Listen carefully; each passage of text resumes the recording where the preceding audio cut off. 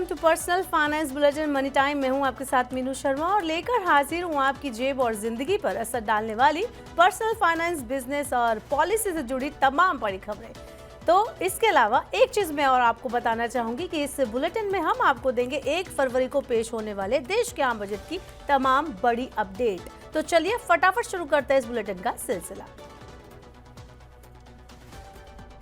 इस बुलेटिन की अपनी बजट रिलेटेड स्टोरी से करते हैं शुरुआत। इस बार के बजट में इनकम टैक्स को लेकर बड़ी घोषणाएं हो सकती हैं। टैक्स स्लैब में बदलाव को लेकर कई इंस्टीट्यूशंस ने अपनी सिफारिशें सरकार को पहले ही भेज दी हैं। इसके अलावा टैक्स फाइलिंग को लेकर सरकार बजट में कुछ बड़ी घोषणाएं कर सकती है। मीडिया रिपोर्ट्स की माने तो बजट में इनकम टैक्स एक्ट 1961 में बड़े बदलाव किए जा सकते हैं।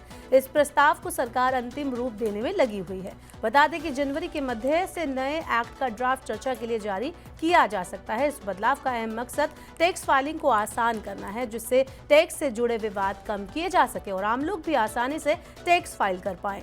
बता दें कि पिछले 10 सालों में टैक्स विवाद बढ़कर 10.5 लाख करोड़ तक पहुंच गए थे। Federation of automobile dealers association यानी फाडा ने दिसंबर 2024 के ऑटो सेल्स के नंबर जारी किए हैं। इस रिपोर्ट में सबसे अहम बात जो सामने आई है वो है दिसंबर महीने में गाड़ियों की बिक्री में गिरावट।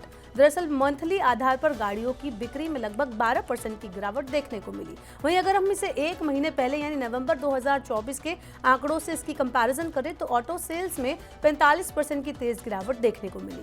नवंबर महीने में जहां 32,08,719 यूनिट गाड़ियों की बिक्री हुई, वहीं दिसंबर महीने में ये आंकड़ा महज 17,56,419 यूनिट तक ही सिमट कर रह गया। यानी ऑटो कंपनियों के डिस्काउंट ऑफर करने और लोन की आसान फैसिलिटी प्रोवाइड करने के बाद भी ऑटो सेल्स में एक दबाव बना हुआ है। दिसंबर महीने में आई इस गिरावट के पीछे कई अहम कारण बताए जा रहे हैं, जिसमें प्रमुख है डिमांड में कमी, जिसका असर ऑटो कंपनियों की बढ़ी हुई इन्वेंट्री पर दिखाई पड़ रहा है। बुधवार का दिन भारतीय शेयर बाजार के लिए उतार चढ़ाव भरा रहा। एक तरफ जहां सेंसेक्स में 51 अंकों की मामूली गिरावट देखने को मिली, वहीं निफ्टी भी महज 19 अंक नीचे गिरा। जीडीपी ग्रोथ रेट में कमी के अनुमान के बीच निवेशक बाजार से दूर नजर आए। विदेशी संस्थागत निवेशकों की पूंजी निकासी जारी रहने और वैश्विक बाजारों के मिले जुले रुख ने भी बाजार के सेंटिमेंट्स को प्रभावित किया। हालांकि टीसीएस और रिलायंस जैसी हैवीवेट कंपनियों में खरीदारी ने बाजार की गिरावट पर रोक लगाई। एक तरफ जहां सेंसेक्स 50.62 अंक यानी 0.06% की गिरावट के साथ 78,148 अंक पर बंद हुआ, तो वहीं निफ्टी में भी 18.95 अंक की गिरावट यानी 0.08% की हल्की गिरावट देखने को मिली और ये 23,668 पर बंद हुआ।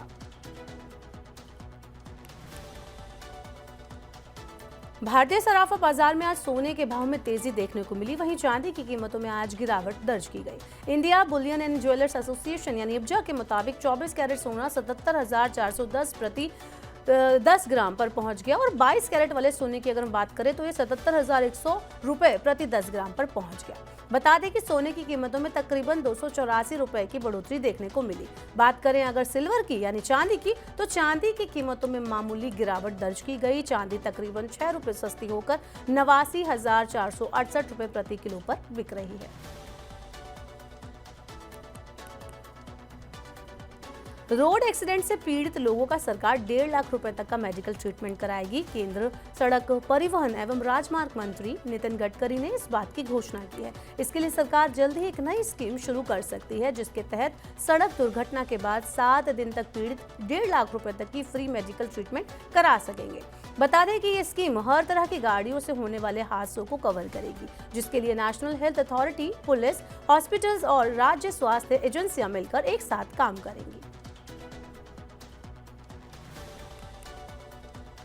मोबाइल रिचार्ज के महंगे होने के बाद अब टीवी देखना आपके लिए महंगा हो सकता है। दरअसल सभी टीवी ब्रॉडकास्टर्स ने मिलकर अपने चैनल बुके की दरों में 5 से 8% तक की बढ़ोतरी करने का फैसला किया है। इसके पीछे का अहम कारण कंटेंट निर्माण की लागत का लगातार बढ़ना और इसके साथ ही टीवी पर एड्स से मिलने वाले रेवेन्यू का कम होना है। इसका असर डिज्नी स्टार, जी एंटरटेनमेंट और सोनी पिक्चर्स जैसे ब्रॉडकास्टर्स के सब्सक्रिप्शन पर पड़ सकता है। आपको बता दें कि बढ़ी हुई दरें 1 फरवरी 2025 से लागू हो सकती हैं। अमेरिकी डॉलर के मुकाबले रुपया लगातार दूसरे कारोबारी सत्र यानी बुधवार को 13 पैसे गिरकर 85.87 रुपए प्रति डॉलर के अब तक के सबसे निचले स्तर पर आ गया। कच्चे तेल की बढ़ती कीमतों और साथ ही साथ अमेरिकी मुद्रा के मजबूत होने के बीच रुपए में ये गिरावट आई।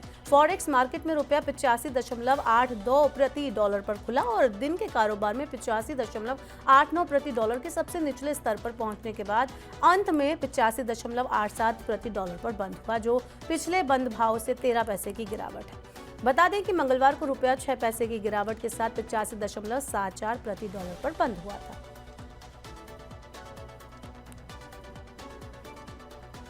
तो फिलहाल के लिए मनी टाइम में इतना ही। वक्त हो गया आपसे विदा लेने का। अब आपसे होगी कल मुलाकात। पर्सनल फाइनेंस से जुड़ी खबरों को पढ़ने, सुनने, उनसे जुड़े खास कार्यक्रमों को देखने के लिए आप मनी 9 के यूट्यूब चैनल को जरूर सब्सक्राइब कर लें। साथ ही आज का हमारा मनी टाइम आपको कैसा लगा, नीचे कमेंट बॉक्स में अपना फीडबैक हमें देना ना भूलें। फिलहाल के लिए इस बुलेटिन में इतना ही। बने रहिए मनी 9 के साथ। नमस्कार, शुभ रात्रि।